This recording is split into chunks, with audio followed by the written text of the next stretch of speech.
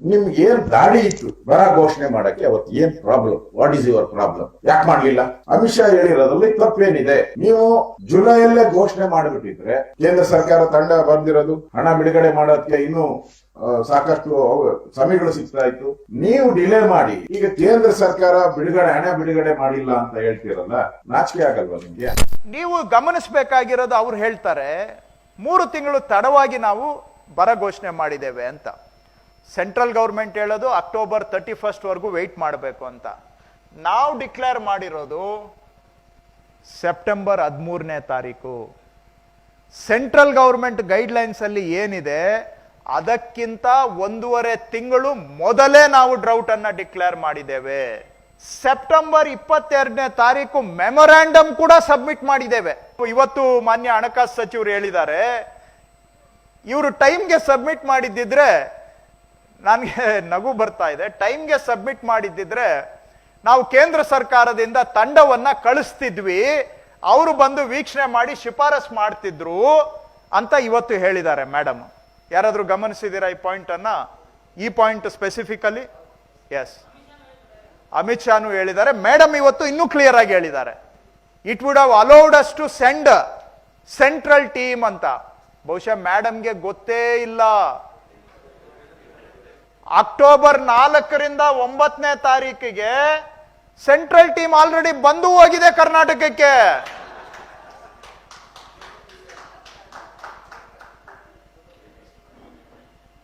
ಅವ್ರು ಯಾರೋ ಪಕ್ಕದಲ್ಲಿರುವಂತ ಬಟ್ಟಂಗಿಗಳು ಏನೋ ಬರ್ಕೊಟ್ಟಿದ್ದನ್ನ ಮೇಡಮ್ ಓದ್ಬಿಟ್ಟಿದ್ದಾರೆ ಅಂತ ಕಾಣುತ್ತೆ. ಆ ಬಟ್ಟಂಗಿಗಳು ಅವ್ರ ಕೆಲಸ ಏನೋ ಬಟ್ಟಂಗಿತನ ಮಾಡೋದು, ವಾಸ್ತವ ತಿಳ್ಕೊಳ್ಳೋದ? ಬಟ್ಟಂಗಿಗಳಿಂದ ಇನ್ನೇನು ನಿರೀಕ್ಷೆ ಮಾಡ್ಲಿಕ್ಕೆ ಸಾಧ್ಯ? ನಾವು ಮೆಮೊರಾಂಡಮ್ ಕೊಟ್ಟು ಆಗಿದೆ, ಸೆಂಟ್ರಲ್ ಗೌರ್ಮೆಂಟ್ ಇಂದ ಟೀಮ್ ಬಂದೂ ಆಗಿದ್ದಾರೆ, 13 ಜಿಲ್ಲೆಗೆ ಭೇಟಿ ಕೊಟ್ಟಿದ್ದಾರೆ, ನನ್ನ ಜೊತೆ ಭೇಟಿ ಮಾಡಿದ್ದಾರೆ, ಸಿಎಂ ಜೊತೆ ಭೇಟಿ ಮಾಡಿದ್ದಾರೆ. ಕರ್ನಾಟಕದ 13 ಜಿಲ್ಲೆಯಲ್ಲಿ ಪ್ರವಾಸ ಮಾಡಿರೋದನ್ನ ಮಾಧ್ಯಮದವರೇ ಸಾಕ್ಷಿ ಇದ್ದಾರೆ, ಅವರೇ ಕವರ್ ಮಾಡಿದ್ದಾರೆ.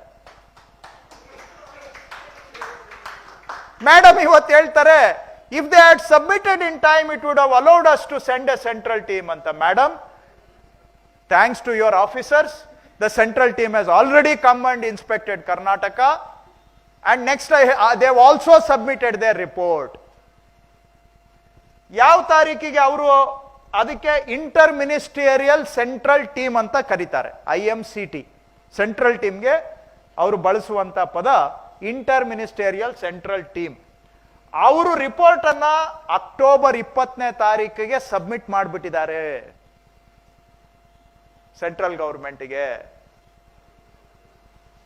ಸಬ್ಮಿಟ್ ಆಗೋಗಿದೆ.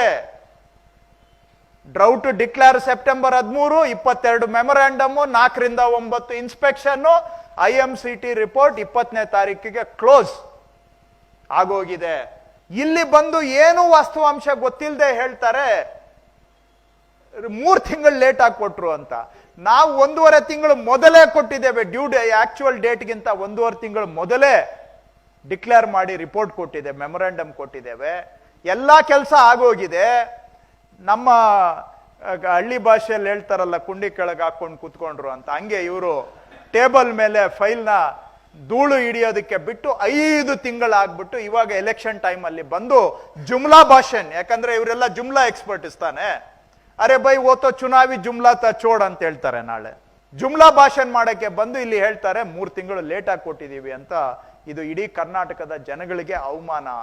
The proposal of financial assistance from NDRF May please be placed for an early consideration of the high level committee. ಯಾವ ಡೇಟು? ನವೆಂಬರ್ 20ನೇ ತಾರೀಕು. ಯಾರಿಗೆ ಹೋಗಿದೆ? High level committee. High level committee ಅಧ್ಯಕ್ಷರು ಯಾರು? ಮಾನ್ಯ ಗೃಹ ಸಚಿವರು ಅಮಿತ್ ಶಾ ಅವರು. ಯಾವ ಡೇಟಿಗೆ ಹೋಗಿದೆ? ನವೆಂಬರ್ 20ಕ್ಕೆ ಹೋಗಿದ್ದು. 4 ತಿಂಗಳಾಗಿದೆ ಅವ್ರ ಟೇಬಲ್ ಅಲ್ಲಿ ಬಂದು. ಸಾಹೇಬರಿಗೆ ಒಂದು ಮೀಟಿಂಗ್ ಮಾಡಕ್ಕೆ ಪುರ್ಸೋತಿಲ್ಲ ಕರ್ನಾಟಕದ ರೈತರ ಸಮಸ್ಯೆಗಾಗಿ. 15 ನಿಮಿಷ ಮೀಟಿಂಗ್ ಮಾಡಕ್ಕೆ ನವೆಂಬರ್ 20ನೇ ತಾರೀಕಿಂದ ಇಲ್ಲಿವರೆಗೂ ಕೂಡ ಅವ್ರಿಗೆ ಟೈಮ್ ಸಿಕ್ಕಿಲ್ಲ.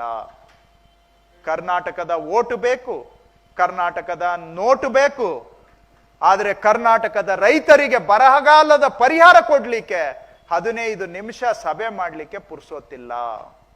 CM ಅವರು ನಮಗೆ ಬಹಳ ಜೋರು ಮಾಡಿದ್ರು ಕ್ಯಾಬಿನೆಟ್ ಅಲ್ಲಿ, ಏನ್ರಯ್ಯ ನೀವು ಹೋಗಿ ಸೆಂಟ್ರಲ್ ಗೌರ್ಮೆಂಟ್ಗೆ ಭೇಟಿ ಮಾಡ್ಬೇಕಾ ಇಲ್ವಾ, ನೀವು ಬರೀ ಹೇಳ್ಕೊಂಡು ಕಾಲ ಕಳೀತಾ ಇದ್ದೀರಾ ಅಂದ್ರು. ನಾನು 15 ದಿನ ಟ್ರೈ ಮಾಡಿದೆ ಸೆಂಟ್ರಲ್ ಮಿನಿಸ್ಟರ್ಗಳ ಅಪಾಯಿಂಟ್ಮೆಂಟ್ಗೆ. CMಗೆ ಹೇಳಿದೆ ನಾನು, ಸರ್ ಅಪಾಯಿಂಟ್ಮೆಂಟ್ ಕೊಡ್ತಾ ಇಲ್ಲ ಸರ್, ನಾನೇನ್ ಮಾಡ್ಲಿ ಅಂತ. ಅಪಾಯಿಂಟ್ಮೆಂಟ್ ಕೊಡ್ಲಿಲ್ಲ ಅಂದ್ರೆ ಹೋಗಿ ಅಲ್ಲೇ ಕೂತ್ಕೋ ಹೋಗು ಅಂತ ಹೇಳಿದ್ರು. ಭೇಟಿ ಮಾಡ್ರಯ್ಯ ಹೋಗಿ ಅಂತ. CM ಡೈರೆಕ್ಷನ್ ಮೇಲೆ ನಾನು, ಅಗ್ರಿಕಲ್ಚರ್ ಮಿನಿಸ್ಟ್ರು, RDPR ಮಿನಿಸ್ಟ್ರು ಮೂವರು ಹೋಗಿ ಡೆಲ್ಲಿಯಲ್ಲಿ ಮುಕ್ಕಾಂ ಹೂಡಿದ್ವಿ ಅಕ್ಟೋಬರ್ 25ನೇ ತಾರೀಕು. ಕೊನೆಗೆ ಮಿನಿಸ್ಟರ್ಗಳು ಯಾರು ನಮ್ಗೆ ಅಪಾಯಿಂಟ್ಮೆಂಟ್ ಕೊಡ್ಲಿಲ್ಲ. ಇನ್ ಏನ್ ಮಾಡೋದು ಅಂತ ನಾವು ಮಂತ್ರಿಗಳು ಅನ್ನೋದನ್ನು ಸ್ವಲ್ಪ ಪಕ್ಕಕ್ಕೆ ಇಟ್ಟು ನಾವು ಅಗ್ರಿಕಲ್ಚರ್ ಸೆಕ್ರೆಟರಿಯನ್ನ ಭೇಟಿ ಮಾಡಿದ್ವಿ. 3 ಮಂತ್ರಿಗಳು ಹೋಗಿ ಸೆಕ್ರೆಟರಿಯನ್ನ ಭೇಟಿ ಮಾಡೋದು ಹೆಂಗಿದೆ ನೋಡಿ. ನಮ್ಮ ಸ್ವಾಭಿಮಾನವನ್ನ ಯಾಕೆ ನುಂಗ್ಕೊಂಡು ಮಾಡಿದ್ವಿ ಅಂದ್ರೆ ರಾಜ್ಯದ ಹಿತಕ್ಕಾಗಿ ಏನೋ ಒಂದು ಪರಿಹಾರ ಸಿಗಲಿ ಅಂತ ಅಗ್ರಿಕಲ್ಚರ್ ಸೆಕ್ರೆಟರಿನ ಮೀಟ್ ಮಾಡಿ ಅವ್ರ ಕೈಗೆ ನಮ್ಮ ರಿಕ್ವೆಸ್ಟ್ ಅನ್ನ ಕೊಟ್ಟಂತಹದ್ದು ಬರಗಾಲ ಪರಿಹಾರಕ್ಕಾಗಿ. ನೆಕ್ಸ್ಟ್ ಅಷ್ಟು ಸಾಲದು ಅಂತೇಳಿ ಇವರು ಹೋಮ್ ಸೆಕ್ರೆಟರಿ, ಅವರು ಹೋಮ್ ಸೆಕ್ರೆಟರಿ ಆಫೀಸ್ಗೆ ಹೋಗಿ ಅವ್ರ ಹತ್ರನೇ ನಾವು ಅವ್ರ ಕೈಗೆ ಮೆಮೊರಾಂಡಮ್ ಅನ್ನ ಕೊಟ್ಟಿದ್ವಿ. ನೆಕ್ಸ್ಟ್ ಅದಾದ್ಮೇಲೆ ಬಹುಶಃ ನವೆಂಬರ್ ತಿಂಗಳಲ್ಲಿ ನಾನು ಮತ್ತೆ ಚಲುವರಾಯಸ್ವಾಮಿ ಅವರು ಕೃಷಿ ಸಚಿವರು ಹೋಗಿ ಮೇಡಮ್ ನಿರ್ಮಲಾ ಸೀತಾರಾಮನ್ ಅವರಿಗೆ ಭೇಟಿ ಮಾಡಿದೆ. ಬಹುಶಃ ಅವ್ರು ಮರ್ತೋಗ್ಬಿಟ್ಟಿದ್ದಾರೆ, ಮೇಡಮ್ ಎಲ್ಲ ಪ್ರೋಸೆಸ್ ಆಗೋಗಿದೆ, ಫೈನಲ್ ಡಿಸಿಷನ್ಗೆ ಬಂದಿದೆ, ದಯವಿಟ್ಟು ಮಾಡಿ ಅಂತ ನವೆಂಬರ್ 25ನೇ ತಾರೀಕೇನೋ ಅವ್ರಿಗೆ ಹೋಗಿ ಭೇಟಿ ಮಾಡಿದ್ವಿ. ಇದು ಮೋಸ್ಟ್ಲಿ ಮೇಡಮ್ಗೆ ಜ್ಞಾಪಕ ಇಲ್ಲ, ಅದಕ್ಕೆ ಅವ್ರು ಹೇಳ್ತಾ ಇದ್ದಾರೆ 3 ತಿಂಗಳು ಲೇಟ್ ಆಗಿ ಅಂತ. ನವೆಂಬರ್ 23ನೇ ತಾರೀಕು ಹಣಕಾಸು ಸಚಿವರ ಹತ್ರನೇ ಹೋಗಿ ಭೇಟಿ ಮಾಡಿ ಕೆಲವೆಲ್ಲ ಸ್ವಲ್ಪ ಗೈಡ್ಲೈನ್ಸು ಚೇಂಜ್ ಮಾಡಿ ಅಂತಾನು ಹೇಳ್ಬಿಟ್ಟು ಬೇಗ ಡಿಸಿಷನ್ ತಗೊಳ್ಳಿ ಅಂತ ನಾನು ಅಗ್ರಿಕಲ್ಚರ್ ಮಿನಿಸ್ಟ್ರು ಇಬ್ರು ಹೋಗಿ ಭೇಟಿ ಮಾಡಿದ್ವಿ. ಪತ್ರಿಕೆಗಳಲ್ಲೂ ಬಂದಿದೆ, ಅವತ್ತು ಬೇಕಾದ್ರೆ ನೀವು ಕ್ರಾಸ್ ಚೆಕ್ ಮಾಡ್ಕೋಬಹುದು. ನೆಕ್ಸ್ಟ್ ಇದು ಸಾಲದು ಅಂತೇಳಿ ನಾನು CM ಅವರಿಬ್ರು ಹೋಗಿ ಮಾನ್ಯ ಗೃಹ ಸಚಿವರನ್ನ ಭೇಟಿ ಮಾಡಿ ಇವತ್ತು ಇನ್ನೊಂದು ನಾನು ಮಾನ್ಯ ಗೃಹ ಸಚಿವರು ಇಲ್ಲಿ ಬಂದು ಏನೇನೋ ಹೇಳ್ಬಿಟ್ಟು ಹೋಗಿದ್ದಾರೆ, 3 ತಿಂಗಳು ಲೇಟ್ ಆಗಿ ಕೊಟ್ಟಿದ್ದಾರೆ ಅಂತ. ಆವತ್ತು ನಾವು ಹೋಗಿ ಮುಖ್ಯಮಂತ್ರಿಗಳು ಹೇಳಿದ್ರು, ಮಿಸ್ಟರ್ ಶಾ ಈ ತರ ಬರಗಾಲ ಆಗಿದೆ, ನಾವು ಮೆಮೊರಾಂಡಮ್ ಕೊಟ್ಟಿದ್ದೀವಿ, ಮೆಮೊರಾಂಡಮ್ ಮೇಲೆ ನಿಮ್ ಸೆಂಟ್ರಲ್ ಟೀಮು ವಿಸಿಟ್ ಮಾಡಾಗಿದೆ, ಅವರ ರೆಕಮೆಂಡೇಶನ್ಸ್ ಎಲ್ಲ ಫೈನಲೈಸ್ ಆಗೋಗಿದೆ, ಅವರು ನಿಮಗೆ ನವೆಂಬರ್ 20ನೇ ತಾರೀಕು ಕಳಿಸ್ಕೊಟ್ಟಿದ್ದಾರೆ. ಈ ಭೇಟಿ ಮಾಡಿದ ದಿನ ಡಿಸೆಂಬರ್ 20ನೇ ತಾರೀಕು, ನಾವು 1 ತಿಂಗಳಾಗಿದೆ, ತಾವು ಒಂದು ಮೀಟಿಂಗ್ ಡೇಟ್ ಫಿಕ್ಸ್ ಮಾಡಿಬಿಟ್ಟು ದಯವಿಟ್ಟು ಒಂದು ತೀರ್ಮಾನ ತಗೊಂಡು ರೈತರಿಗೆ ಬರಬೇಕಾಗಿರೋ ಪರಿಹಾರ ಬಿಡುಗಡೆ ಮಾಡಿಬಿಡಿ ಅಂತ ನಾವು ಮುಖ್ಯಮಂತ್ರಿಗಳು ಕೇಳಿದ್ರು ಗೃಹ ಸಚಿವರಿಗೆ. ಗೃಹ ಸಚಿವರು ಒಂದೇ ಉತ್ತರ ಕೊಟ್ಟರು ಖಡಕ್ಕಾಗಿ, ಸಿದ್ದರಾಮಯ್ಯಜಿ ಮೇ ಇಸಿ 23 ಡಿಸೆಂಬರ್ 23ನೇ ತಾರೀಕು ನಾನು ಮೀಟಿಂಗ್ ಮಾಡ್ತೇನೆ ಅಂತ ಮಾತು ಕೊಟ್ರು. ಅವತ್ತು ನಾವು ಭೇಟಿ ಮಾಡಿದ್ದು ಡಿಸೆಂಬರ್ 20ನೇ ತಾರೀಕು 2023. ಅವ್ರು ಹೇಳಿದ್ದು ಕೂಡ ಡಿಸೆಂಬರ್ 23, 2023, 24 ಅಲ್ಲ. ಅದನ್ನ ಅವರೇ ಸ್ಪಷ್ಟೀಕರಿಸ್ಬೇಕು, ಯಾಕಂದ್ರೆ ಆ ಜುಮ್ಲಾ ಲ್ಯಾಂಗ್ವೇಜ್ ನಮ್ಗೆ ಬರೋದಿಲ್ಲ. ನಾವು ತಿಳ್ಕೊಂಡಿದ್ದು ಆ ಡಿಸೆಂಬರ್ 23ಕ್ಕೆ ಮೀಟಿಂಗ್ ಮಾಡ್ತಾರೆ ಅಂತ.